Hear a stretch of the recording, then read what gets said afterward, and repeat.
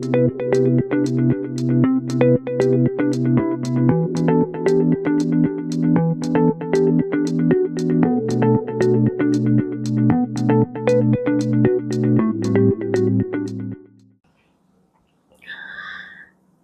পেশেন্টদের খুব কমন একটা প্রবলেম হলো ট্রিটমেন্ট চলাকালীন কি করবেন কি করবেন না।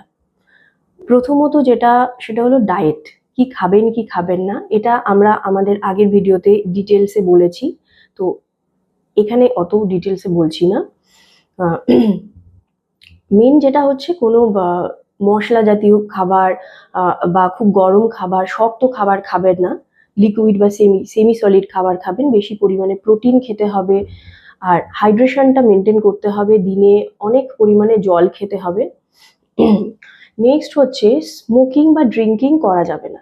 ট্রিটমেন্ট চলাকালীন কোনোভাবেই স্মোকিং ড্রিঙ্কিং এগুলো থেকে দূরে থাকতে হবে। ড্রিঙ্কিং নিজে ইটসেলফ ড্রিঙ্কিং হচ্ছে বা ডিহাইড্রেশন করে। তাছাড়া হচ্ছে বেশি স্ট্রেস নিয়ে কাজ করা যাবে না। ওয়ার্কলোড কমাতে হবে। Normal day to day activity যতটা, সেটুকুই, যতটা আপনি পারছেন তার থেকে বেশি করা যাবে না, তাহলে আপনি অসুস্থ হয়ে পড়বেন।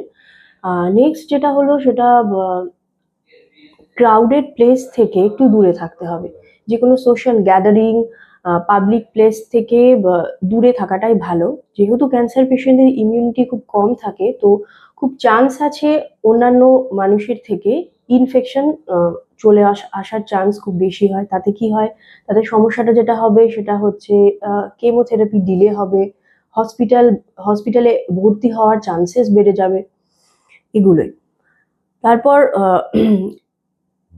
কেমোথেরাপি চলাকালীন কোনো হোমিওপ্যাথি বা আয়ুর্বেদিক সাপ্লিমেন্টেশন নেওয়া যাবে না। যদি কোনো সাপ্লিমেন্টেশনের দরকার হয় সেটা তাহলে আপনার যে ডক্টর, যিনি অঙ্কোলজিস্ট, সেটা তিনিই সাজেস্ট করবেন। নিজে থেকে এগুলো এক্সট্রা নেবেন না। আর এই সময় কোনো ভ্যাকসিনেশন নেওয়া যাবে না। তো ভ্যাকসিন অনেক টাইপের হয়, কিছু হয় লাইভ ভ্যাকসিন। তো লাইভ ভ্যাকসিন অনেক সময় ইমিউনিটি কম থাকার জন্য ওই ভ্যাকসিনে যে লাইভ ভাইরাসটা বা ব্যাকটেরিয়াটা, সেটা ইটসেলফ অ্যাক্টিভেট হয়ে ইনফেকশন করতে পারে। তো এই সময় ভ্যাকসিন নেওয়া যাবে না। আর মহিলাদের ক্ষেত্রে বিশেষত এই সময় প্রেগনেন্সিটা অ্যাভয়েড করুন। আর ওসিপি, সেটার জন্য নিয়মিত ওসিপি নেবেন না, বরং বেরিয়ার মেথড মানে কন্ডোম বা ফিমেল কন্ডোম এগুলো ইউজ করতে পারেন।